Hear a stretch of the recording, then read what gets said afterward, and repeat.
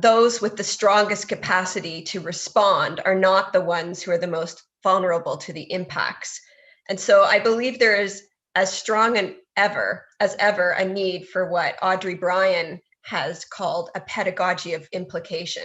So I'm going to, in my 4 minutes, quickly draw out a little bit of our chapter to the book to reflect on it from today's vantage point. Our chapter focused on work Louise Sund and I have been doing with secondary teachers in England, Finland, and Sweden. So I'm referring to that specific context. In regards to critical global citizenship education, the pandemic has heightened the need for what we were already working on and concerned about. Research has found that efforts to promote global citizenship education and education for sustainable development have been superficial, step over complex issues. The materials and approaches can contribute to the unconscious reproduction of colonial systems of power. We've known this for a long time, and this is increasingly problematic within the context for calls for stronger anti-racist education and decolonizing the curriculum, because we've tended to focus on awareness about diverse others without thinking about the diverse others in our local contexts. One response has been to take a pluralistic approach, to add multiple perspectives. But pluralistic approaches can, as Araju and Maiso point out, simply reinforce a liberal tale of a kaleidoscope of perspectives without challenging the naturalized dominant narratives. So we've been trying to work with this idea of a pluriversal approach, attempting to decenter coloniality. And in this sense is what Mignolo might refer to as a renunciation of global learning. Yet, we are working with teachers in education systems, and we're working in university contexts ourselves that are confined in a liberal modern institution of schooling. So at best, what we're working to do here is just open more spaces for critical global citizenship education. So we drew on Mignolo's Shine and Shadow and Vanessa Andreotti's notion of modernity's trick, and how global learning can actually be a trick of modernity. And we use that as a pedagogical resource to work with teachers. So we introduced teachers in England, Finland, and Sweden to the Heads Up tool, which sets forth 7 repeated patterns of oppression, often reinforced in educational initiatives. Teachers reacted to the tool. Some of them adapted it for use in their classroom, and then we co-created a resource that's been really popular. And I've actually just come from a meeting with teachers in Toronto who are also adapting it for use in anti-Black racist pedagogy in their context. So we found teachers are eager to add more complexity and ethical reflexivity, and students were quite engaged. However, the formal education space is indeed fraught. Teachers are concerned about how to balance perspectives and to lead students to direct actions and solutions, which doesn't always allow for reflexivity. Several ignored salvationism and paternalism, favoring more comfortable ideas. And we think this is what Sharon Stein, drawing on Mignolo, has called a Eurocentric critique of Eurocentrism in an anti-oppressive position. Also, their discussions of the teachers indicated these issues are intersecting directly with issues of race and gender in their own classrooms in some problematic ways. So to conclude, these were findings from 3 years ago. Today, we're in a context where the rationales for this kind of work are even stronger. Young people are looking for direction, and yet teachers are in even more compromised positions. At the same time, as I mentioned, some research I'm doing with teachers in Canada at the moment shows that many are actually taking up the current context of blended online learning to take up social issues in ways they never have before. So it's complex, it's a kind of a both and. Also, our approach has strategically taken teachers up where they are. So it's focused a lot on cognitive unpacking of things. And I think that we need to think further about sort of affective and more relational approaches, which I'm hoping Renee's going to talk about. So I'll end there. Okay, thank you, Karen, for keep in mind the time, but was wonderful your sharing. So right now I'm going to call Pepe. Hi. Hi. Nice to meet you again. Hello, everybody. Thanks to editors and Instituto Politécnico de Beja for the invitation to collaborate in the book and also in this event. Okay. For the first question, I want some reflections. Harari wrote 1 year ago in the New York Times that when choosing between alternatives, we should ask ourselves not only how to overcome the immediate threat, but also what kind of world we will inhabit once the storm passes. And we must decide what kind of education the future citizens will need not only to survive, but to help build a more livable, sustainable, and just world. Harari himself wrote two particularly important choices. The first, between totalitarian surveillance and citizen empowerment. And the second, between nationalist isolation and global solidarity. Two main ideas, citizen empowerment and global solidarity. These two ideas respond to a process of understanding the world in which we live, giving meaning to what we learn, linking ourselves to the needs of people and the planet, and making decisions, that is, choosing a path. Two of the most remarkable conclusions of the United Nations High-Level Political Forum in September 2019 was the statement that everyone needs to be aware of the seriousness of the global learning crisis. And the paradigm shift is necessary in our way of teaching and learning. And this implies transforming education, innovating, and supporting teachers. But we need to understand that the innovation is the way, not the goal. We need to innovate to signify the purpose of education, which contributes meaning to the objective of CDG 4. The school can no longer remain in the memorization of history of our past, as we have iterated, as Karen explained perfectly. It cannot stay in learning the mechanics of mathematics or science without getting into the knowledge. For example, no student should finish school in 2021 without knowing what a virus is, how it works, and how we get infected. In the same way that no student should finish their compulsory schooling without knowing the logic of fake news or how it circulates on social networks.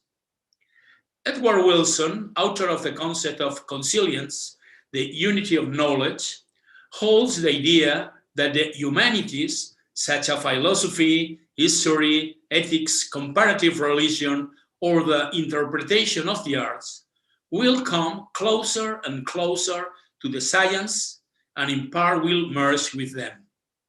The way is interdisciplinarity. This does not mean that students do not learn the differences between disciplines, but rather that they learn without building walls between them. Thank you. Thank you, Pepe, for your share with us, okay? And now I call Renee. Okay, can be? It can be. Hi, Sandra. Hi, everybody. Hi. Yeah, well, where to begin? First, thank you for organizing this event, and thank you also to Karen and to Pepe for kicking us off in this event.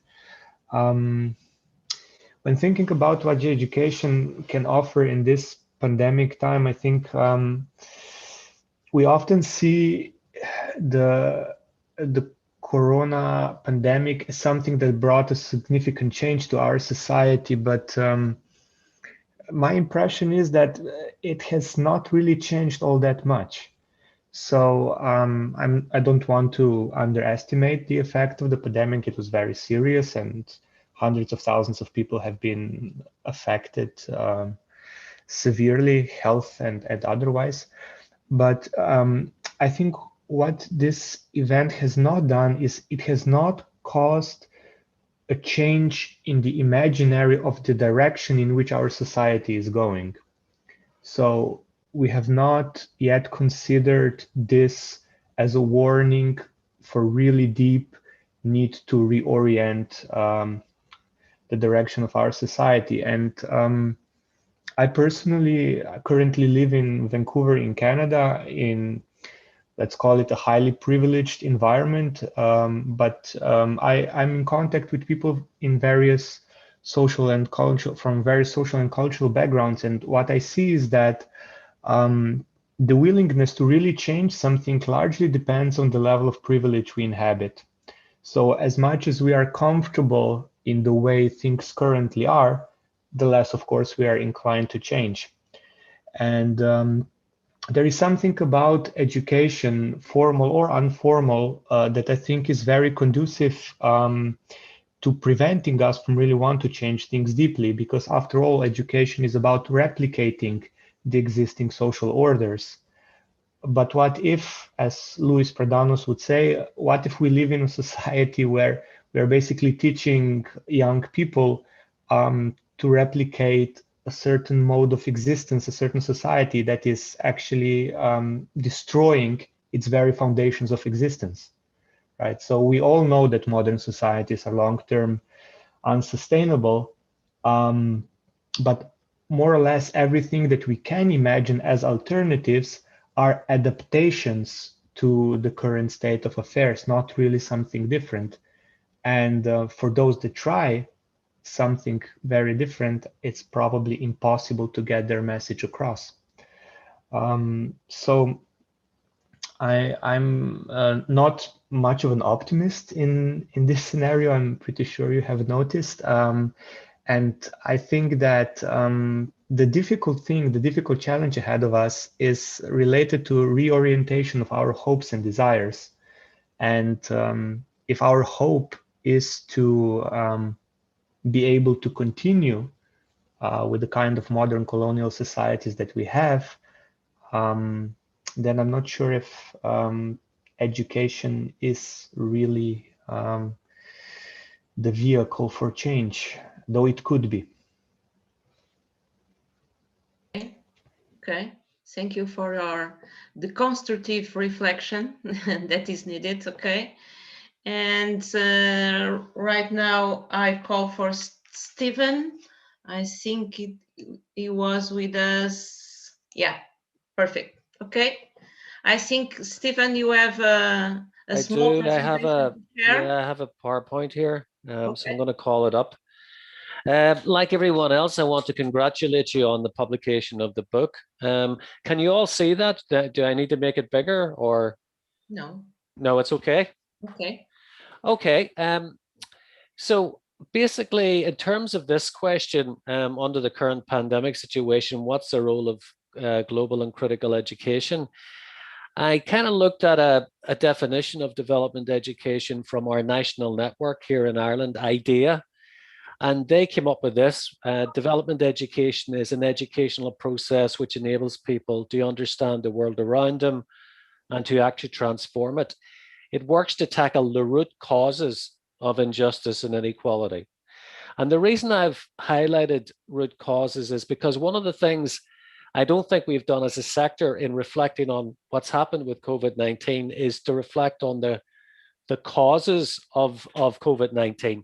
I'm not saying that we all need to become epidemiologists or anything of that nature, but it's looking at the systemic causes of it, because I see the same neoliberal origins in COVID-19 as we've seen in the climate emergency.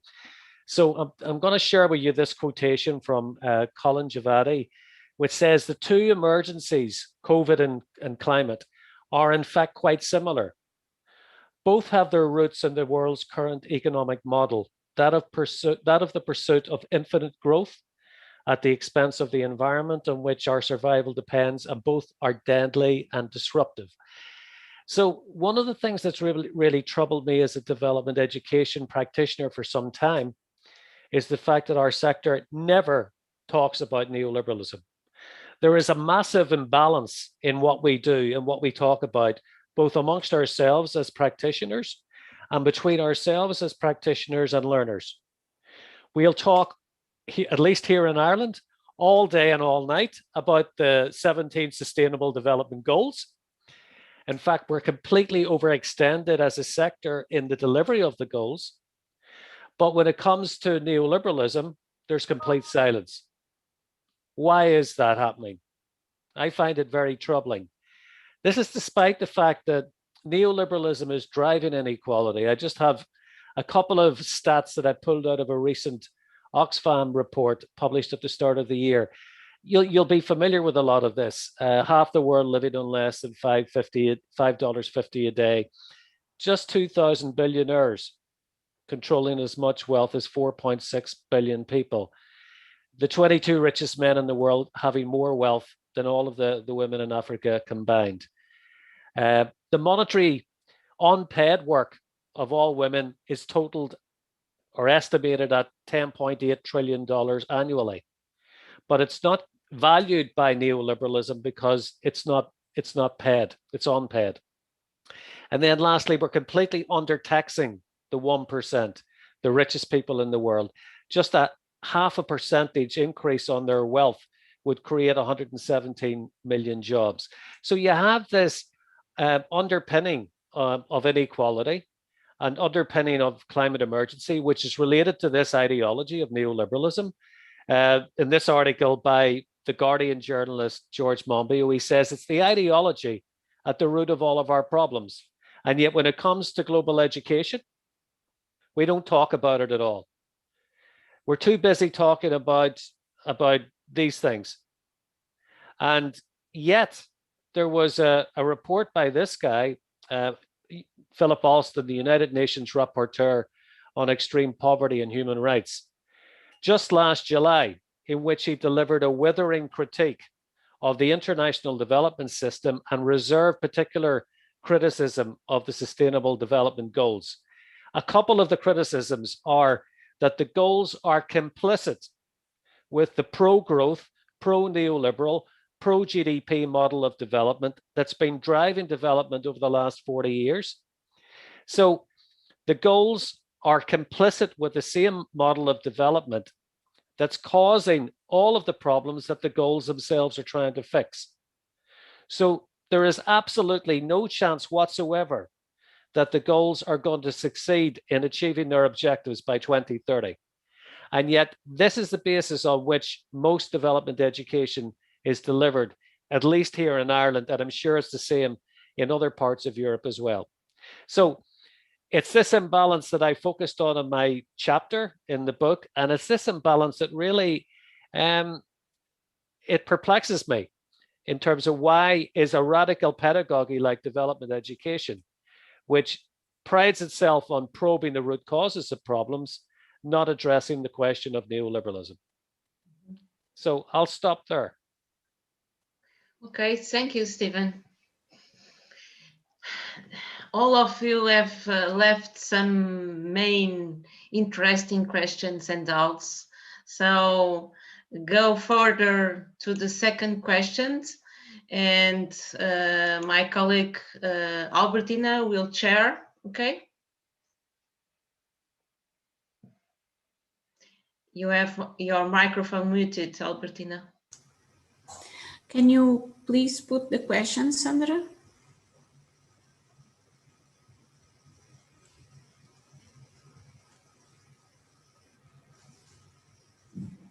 Yeah, so the second question, what changes are needed in the educational process to ensure more active citizens committed with the sustainability of our world? So it's the next question to think about and also to listen from our invited speakers. Maybe you can share invert. Yeah, we can inverse the places the order in order the presentation. Stephen, do you want to start, or Pepe, or wherever who wants to start? I think I went over my time there anyway, and I think I was trying to cover. Yeah. What does that say? Maybe we can go first because it's going to be Marta this time. Yeah, sure. Okay. That would be good.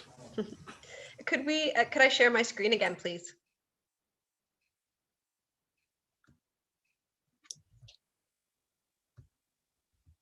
Okay.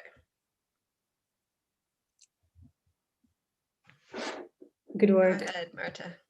Thank you. Okay, yeah, so the second question we were asked was what changes are needed in the educational process to ensure that more active citizens are committed to the sustainability of our world.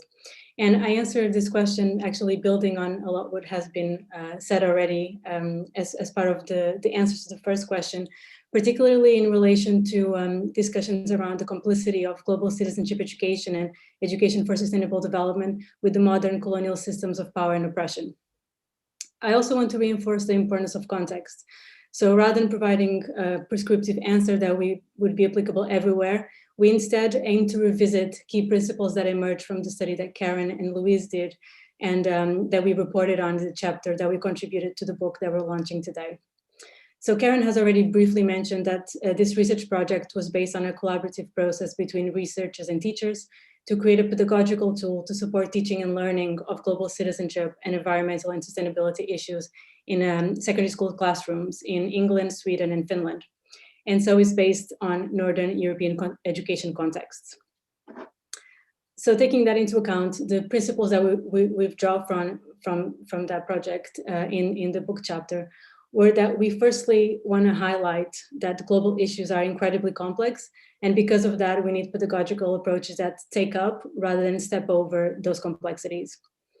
We also understand that environmental issues are deeply tied to social, political, cultural, and economic inequalities, and addressing them requires relating them to historical and present-day colonial systems of power. Importantly, in order to connect with all species, we think that in our world, we first need to acquire an ethical stance that kind of understands deeply the issues that threaten us all, but also the different ways in which environmental issues are experienced. In relation to teaching and learning, we consider that classrooms are important spaces for raising questions, and although there are solutions to promote and actions to be taken, we decenter the idea of action as only meaning doing and consider that rethinking and unpacking are themselves important actions. We also argue that reflexivity must be encouraged and developed, and consider that a deep understanding of nuances, tensions, and paradoxes is just as important as taking a specific action or deciding not to take an action. So we think that an overemphasis on action, understood only as doing, without the critical reflexivity and learning, learning to do what Donna Haraway has put as staying with the trouble, might mean that active citizenship will more likely be informed by the same ways of thinking, knowing, and being that have created the issues we're trying to address, to start with. And also, more importantly, without critical reflexivity, we might not learn or unlearn from our experiences. I also want to highlight a finding from Karen and Louise's work in relation to this important distinction between plural and pluriversal approaches to teaching about global issues. They call for a move away from just having a variety of perspectives on one issue to actually targeting and challenging the Western modern framing of that issue in order to make visible perspectives that have been hidden by it.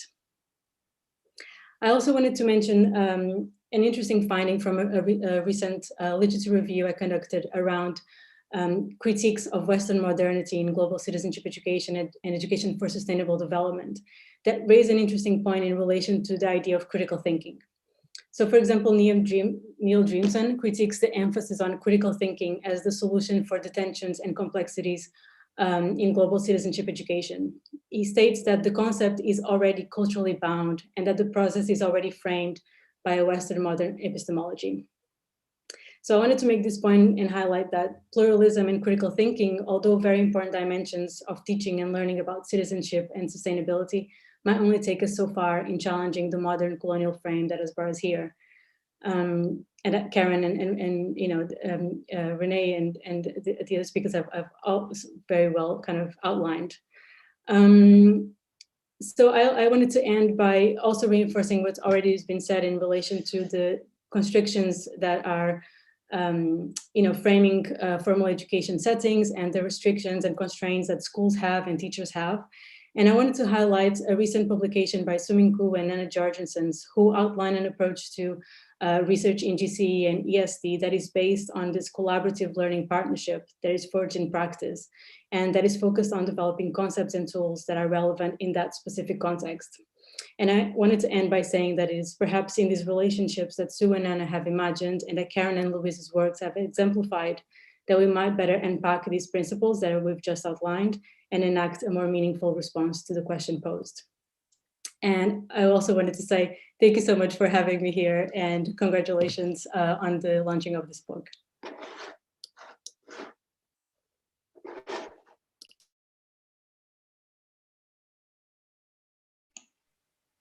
Is my time? Yeah.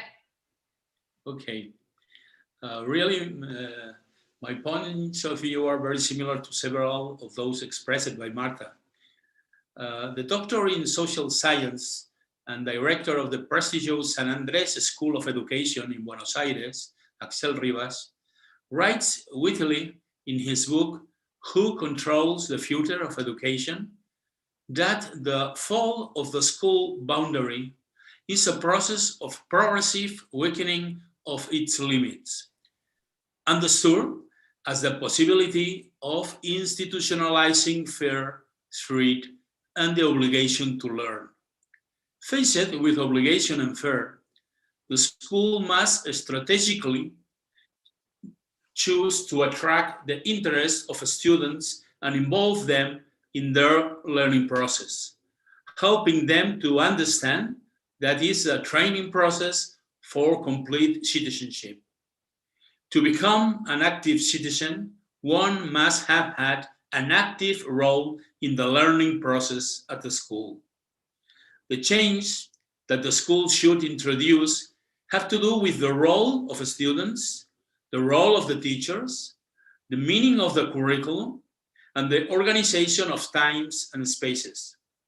That means that the school must make participation a habitual mode of learning, systematizing dialogue and discussion as a collaborative learning methodology that helps raise the viewer knowledge of the students among themselves and with the teachers. The Socratic method is a good way to train critical thinking and the ability of living together. If we refer especially to training for citizenship, it should not be a subject isolated from the rest of traditionally strong knowledge in academic curricula. It should be an objective that all teachers should have from their specialty. For this reason, change must be systemic, from a global vision of all the spaces and times of the school. That is why the teamwork of teachers and the educational leadership of education manager is increasingly necessary. The curriculum should ensure general knowledge that helps a student understand the world in which they live. It seems especially urgent to me to generalize an informative knowledge of science and technology and link it to the humanistic understanding of the person, which allows students to have initiatives in the future for the sustainability of the planet. A school is the space to exercise ways of thinking, doing and living together. It's urgent to balance the weight of learning by doing against the predominance of evaluation focused on the memory accumulation of content. The commitment of students to learn and to acquire citizen awareness will come from their greater role in the overall process of their training. I am referring especially to the ability to choose and their role in their own evaluation. Professor John Hattie describes it as the ability to transfer assessment to students as part of the learning to learn process. But do not open educational reform without the active role of teachers. Nobody transfer what he is not or has never practiced. And as Gerber, Ermol, or Fullen point out, there will be no transformation without having a much more active and relevant role relevant role of and for the teachers. Thank you. Okay, Pepe, thank you. And Renee? Yeah, thank you, Sandra.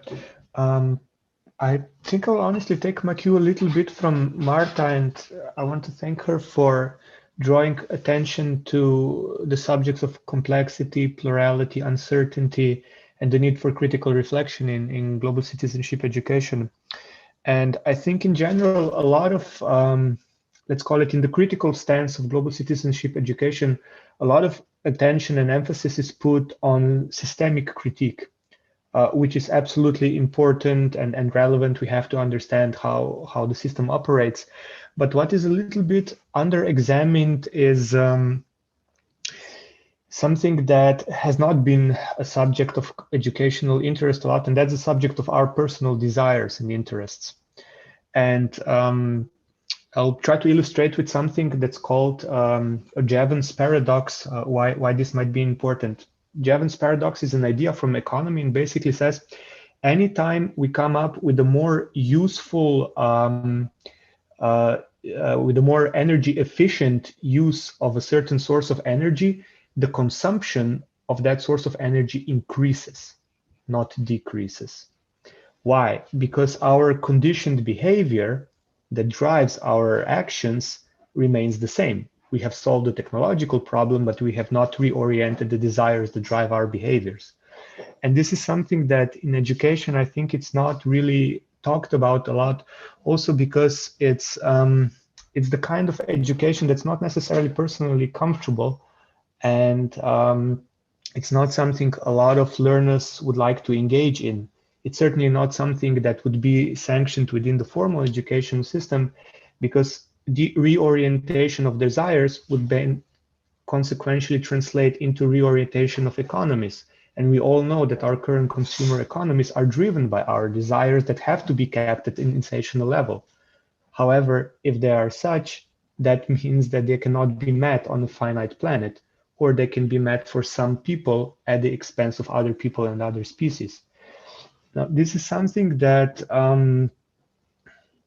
like I say, I would like to see happen more in education. I think it's an area that's unexplored, but it's something that we will ultimately have to dig in, because unless we change the really deep drivers that then translate into our collective social behaviors, little can be done to fundamentally reorient the orientation of our societies. And that one is the one of eating up basically our planet and ourselves.